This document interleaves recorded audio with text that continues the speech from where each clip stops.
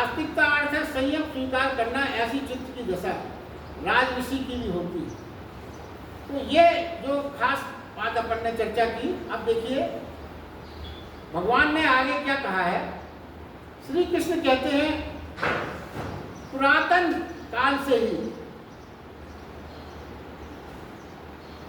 पुरातन, यही पुरातन योग है, मैं तेरे लिए वर्णन करता हूं क्योंकि तू मेरा भक्त और प्रिय सखा है, इसलिए ये पुरातन योग मैं तुझे बताया। तो देखिए यदि भगवान से हमें कुछ कृपा उनकी पाना है, कुछ सीखना है, कुछ वो हमें सिखाएं, तो उसके लिए क्या शर्त रखी उन्होंने। चूंकि अर्जुन से वो कहते हैं तू क्योंकि मेरा भक्त और प्रिय सखा है, इसलिए ये पुरातन युग का वर्णन मैं तेरे लिए कर। गीता में हर चीज में कहीं ना कहीं वो चीज छिपी हुई है। आप ये कह सकते हो हमें क्यों नहीं बता रहे, भगवान अर्जुन को तो सब बता दिया स्पष्ट। आप अपने भगवान के प्रिय सखा, प्रिय भक्त बनने का प्रयास तो करें। जब आप ये प्रयास, पात्र बनने का काम तो हमें आपको खुद करना पड़ेगा। पात्र भगवान नहीं बनाता है, पात्र आप खुद बनिए अपनी साधना से, तपस्या से, अपने प्रयास से, अपनी श्रद्धा से।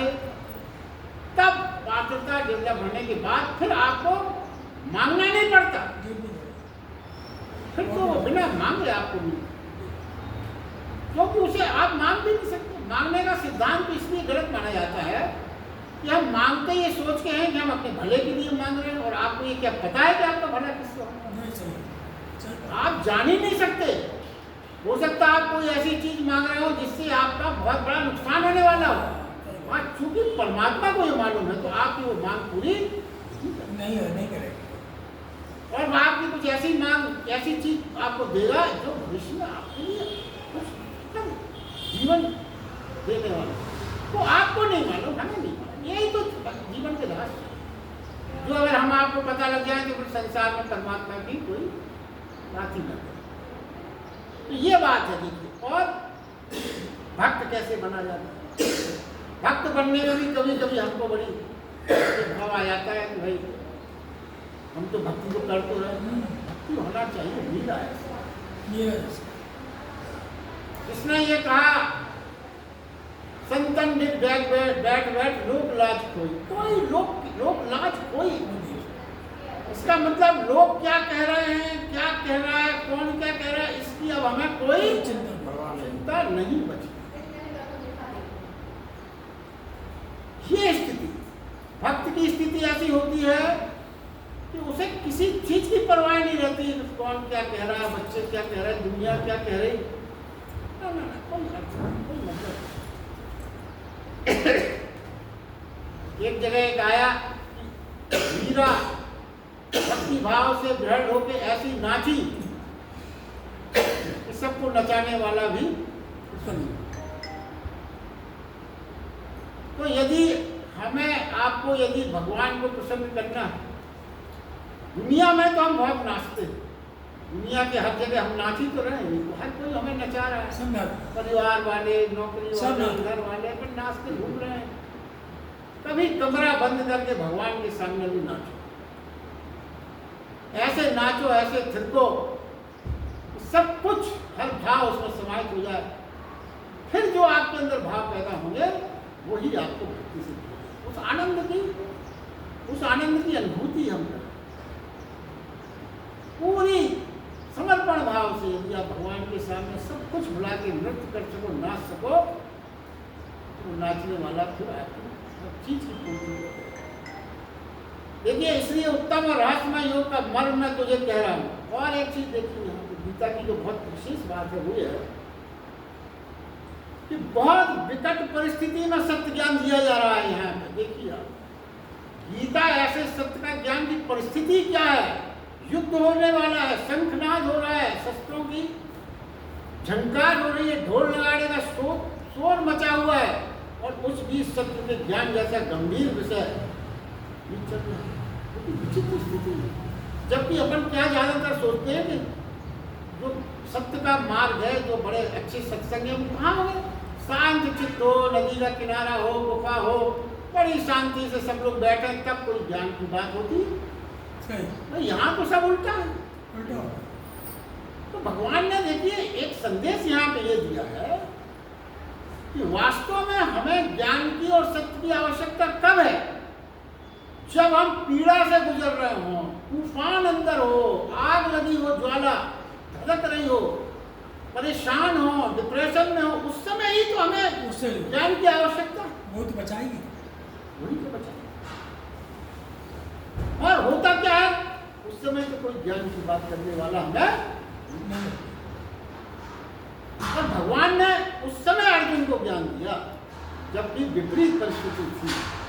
उस विपरीत परिस्थिति को, युद्ध को आप अपने अंतस में युद्ध की परिकल्पना करिए। वो तो युद्ध बाहर का दृष्टि है, बाहर को कथा के रूप में आप लें। अंदर आपके कितने युद्ध चल रहे हैं, कितनी पीड़ा है, कितने संताप हैं, कितना घर परिवार नौकरी समाज, कितनी बातों से आप कष्ट में रहते हैं। उस समय ही तो आपको जरूरत है सहारे। मगर भगवान ये कहते हैं कि उसमें क्या करेंगे, वो कुछ ऐसे बात करेंगे जिससे अर्जुन ये भूल सके कि वो युद्ध के मैदान में। सारी गीता का उद्देश्य और ज्ञान का उद्देश्य ये है कि आप ये भूल सको। क्यों? सत्य की ध्वनि भगवान जो सुना रहे हैं, कृष्ण भगवान अर्जुन से, वो सत्य की ध्वनि हमारे आपके अंतर से परमात्मा हमको हमेशा सुनाता रहता है। मगर वो ध्वनि तमाम कोलाहल जो हमने अपने अंदर पैदा कर रखा है उसमें खो जाती है और वो ध्वनि हमारे मस्तिष्क तक। तो क्या कहते हैं, पहले अपना चित्त शांत कर, अब भूल जा के तू किस परिस्थिति, तब वो ध्वनि तेरी मदद करेगी तो तू किस युद्ध के मैदान में। अब देखिए भगवान ने फिर यहाँ पे कहा है, अनन्य भाव से तू मेरी शरण में आ जा। अनन्य भाव से। अब गीता में चूंकि हम लोग चौथे अध्याय के खास बिंदुओं को ही ले रहे हैं, और क्या कहा, ज्ञान रूपी तब से शुद्ध हुई। अब इन दो शब्दों को बहुत अच्छे से समझने की आवश्यकता है। अनन्य भाव का मतलब, और ये अनन्य भाव शब्द जो है गीता में कई बार आया, कई बार अपन ने इसको सुना है। अनन्य भाव, अनन्य भाव का भाव क्या है, अपने को मुझसे अन्य ना मानो। भगवान ये चाहते हैं, भगवान ये कह रहे हैं अपने को मुझसे अन्य ना मानो। मतलब परमात्मा कहता है कि तुम मेरा ही अंश हो तो अपने को अन्य मत मानो। अनन्य भाव का मतलब। और श्री कृष्ण कहते हैं अनन्य भाव से मेरी शरण में आ जा। अगर तू उनका अंश हो जाएगा और ये भाव आ जाएगा कि मैं उनसे अन्य नहीं हूँ, जो कुछ भी हूँ मैं वही हूँ, मेरी शरण में आ जा। तो शरण का अर्थ क्या है, समर्पण। और देखिए एक बात ये बिल्कुल स्पष्ट है, कई बार गीता में कही गई, जब तक मैं बचता है समर्पण नहीं हो। मैं का मतलब करने वाला, मैं करता जब तक बचेगा, जब तक इस भाव में रहोगे आप, हम और आप, कि हमने समर्पण किया तो समर्पण नहीं। जब तक मैं बचता है समर्पण नहीं हो सकता। जब मैं नहीं रहता मतलब आपने परमात्मा का अंश को मान लिया, आप रहे अंश आपने मान लिया परमात्मा का, फिर आप विलुप्त हो गए, परमात्मा हो गए। जब मैं नहीं रहता उस दिन आदमी अनुभव करता है कि शरण में जा चुका, शरणागत हो गया, करना नहीं पड़ता, हो जाता है, फिर आपको पता ही नहीं चलता कि कब क्या घटित हो गया। यही एक आनंद है।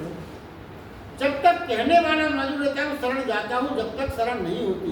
क्योंकि आज आपने शरण ली, कल आप शरण वापस नहीं कर सकते। यही शरण करने वाले आपको। अब देखिए अधिकतर नहीं होता। अपन किसी गुरु को या किसी मंदिर में जाते, थोड़े दिन के बड़ी शरण में जाते हैं, बिल्कुल आपको ये शरण जहाँ दिखा जिस काम से आए थे वो नहीं कर हो पा रहा है, वापस ले ली, किसी और जगह शरण में। तो वो क्यों वापस ले पाए आप? क्योंकि वो शरण आपने की थी, हुई नहीं थी। तो जब एक बार घटित हो जाए शरण, तो वापस की तो बात ही खत्म हो गई। बूंद का पता ही खत्म हो गया। समुद्र में बूंद का कोई एड्रेस पूछे, एक बूंद डूबने वाली थी, दूसरी बूंद ने कहा तुम अपना पता दे दे, अभी समुद्र में आऊंगी तो तेरा एड्रेस क्या रहेगा, काय का एड्रेस दे दी।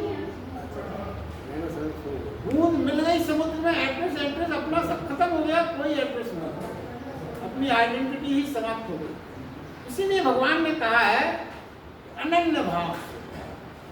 अब देखिए भगवान ने गीता में ये विशेषताएं हैं कि शरण में आने का कहते तुम मेरी शरण में आया अनन्य भाव से। अब अगर आप अनन्य भाव का भाव अपने अंदर जागृत हो तो शरण तो अपने आप हो जाएगी।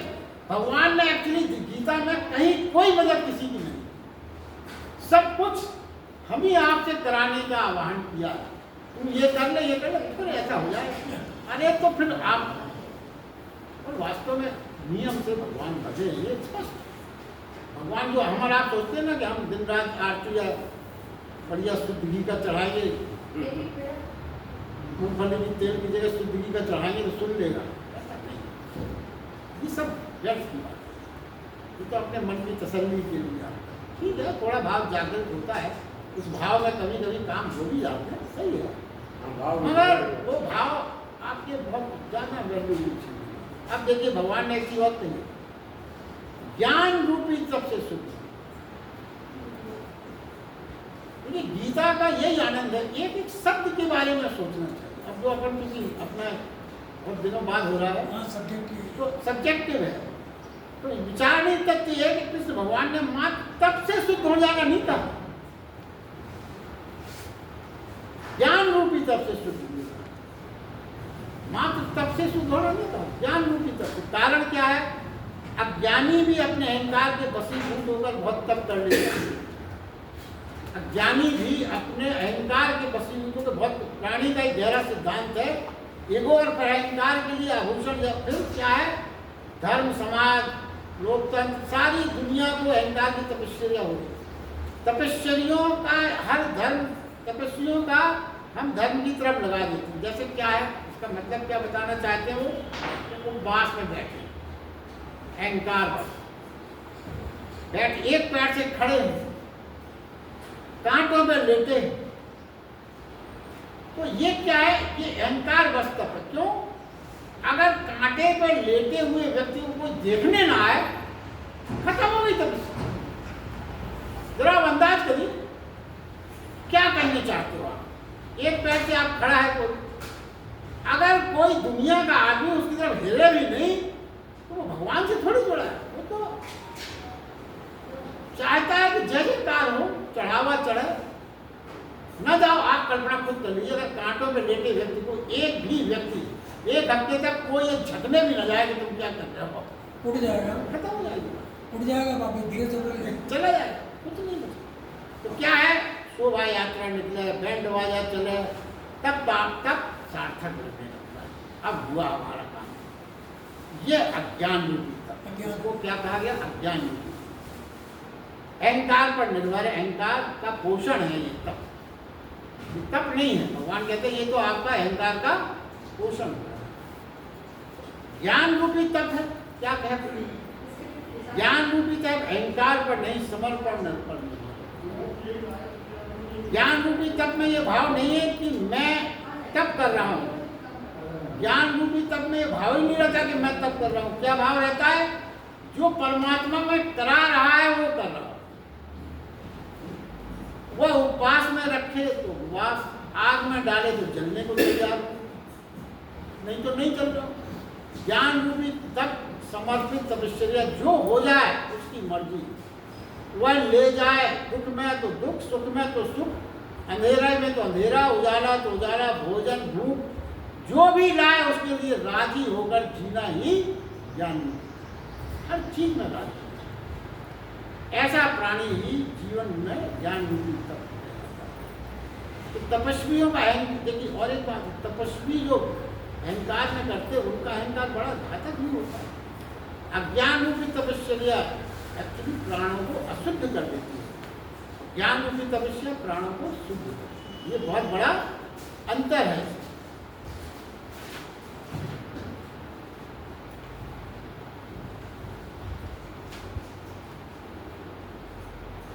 अब भगवान ने आगे कहा है,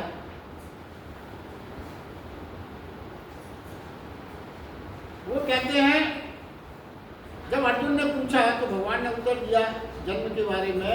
हे भगवान बोले, हे अर्जुन, मेरे तेरे बहुत से जन्म हो चुके, परंतु हे परंतप, उन सबको तू नहीं जानता।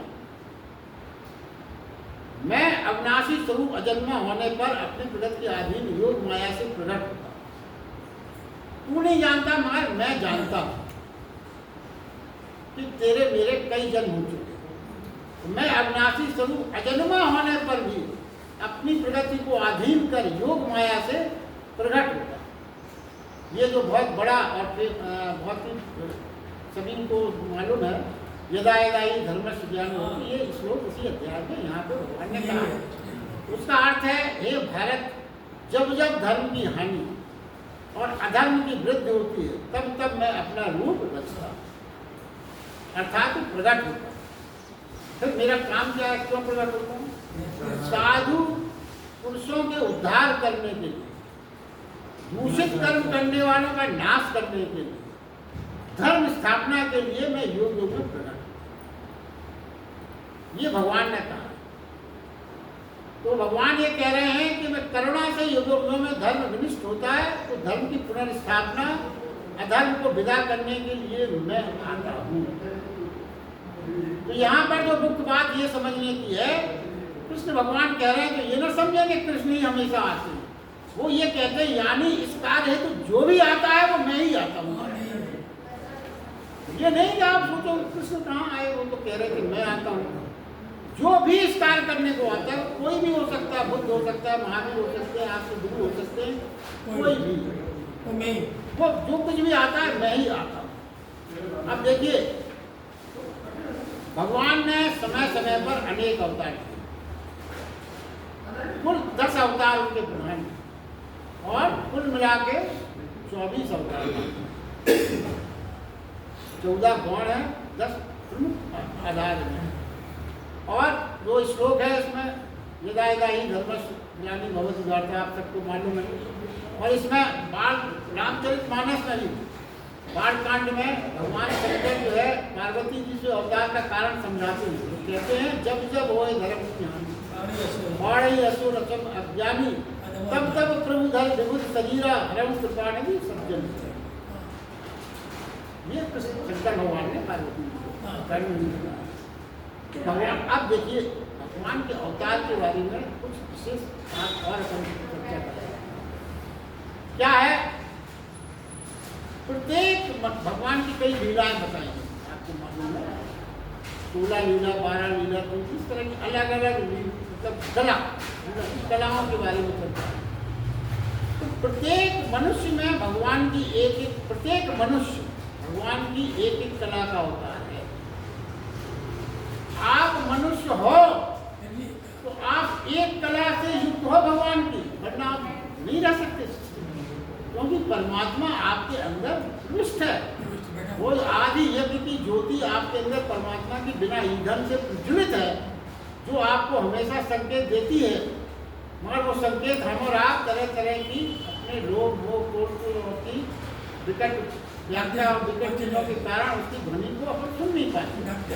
क्या है, ढकी होने के कारण ये मान के चलिए, मगर एक मतलब ये जो कहा गया ना, भगवान अपन ने कई बार गीता में ये बात पिछली में कही है, मनुष्य जन्म ही एक ऐसा जन्म है जिसमें दोनों संभावनाएं हैं। आप राक्षस से भी ज्यादा बुरे व्यक्ति बन सकते हो, पशुओं से भी ज्यादा घिर सकते हो, और परमात्मा की प्राप्ति, परमात्मा स्वरूप भी होगी।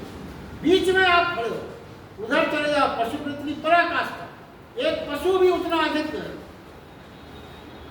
नहीं होता विपरीत बुद्धि का, और इस तरफ परमात्मा तक।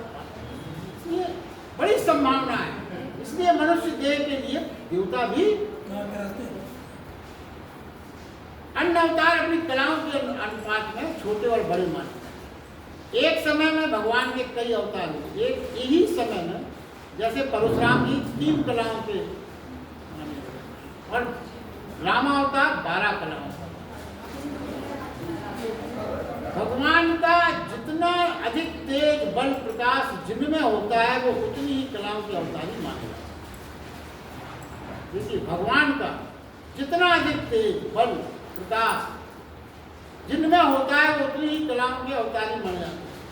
अब और ये है समझने की बात, प्रत्येक अवतार का, जो प्रत्येक अवतार है जितने भी, भगवान की विशेष विभूति संपन्न आत्मा का एक ही जीवन का उद्देश्य होता है। वो अवतारियों का उद्देश्य क्या है? एक ही उद्देश्य है, वो है धर्म की स्थापना, अधर्म का नाश, साधुता का प्रत्यान और दुष्टता का नाश। ये ही मूल काम है। तो अगर ये देखा जाए तो ये जो मूल काम भगवान ने बार बार कहे और बार बार इसके ऊपर चर्चा कर रहे हैं, तो वास्तव में देखा जाए तो प्रत्येक जीवन का उद्देश्य ही यही है।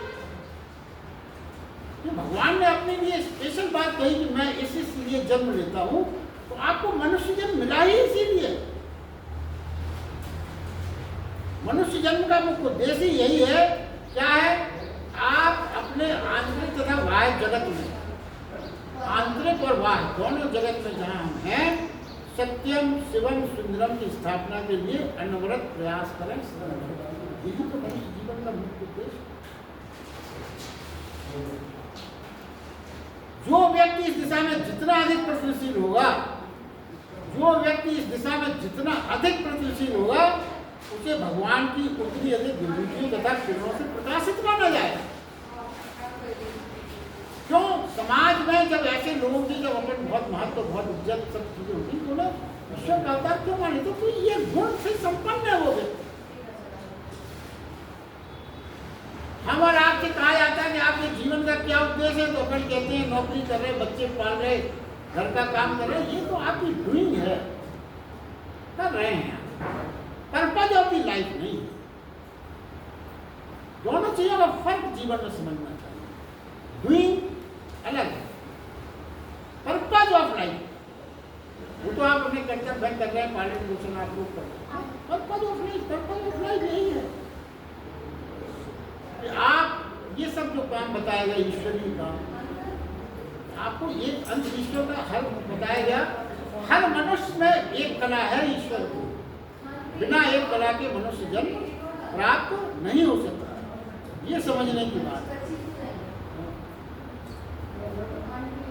आगे भगवान ने फिर कहा कि अब देखिए, एक है दुष्टों का नाश। यहाँ पे एक बात और समझ, दुष्टों का नाश का ये मतलब नहीं है कि जितने दुष्ट में दिखे सबके गला काट दीजिए। दुष्टों का नाश का मतलब है दुष्टता को मिटा। और देखिए आगे क्या है, दुष्टों को मतलब मिटाकर ये समझ लें, और समझ लें कि जहाँ वासना होती है, स्वयं के लिए करना होती है, दूसरों के कल्याण का भाव, अंतर होना, और साधुओं की पाखंड से उनकी मुक्ति दिलाना, ये साधुओं का उदाहरण। साधुता में कभी कभी बड़े पाखंड का उदय देखने को मिलता है। तो धर्म अधर्म विस्तार है कि जो भी आता है वो सब भगवान का काम माना है। चलिए आज के लिए बस इतना ही। बहुत सुंदर, बहुत सुंदर।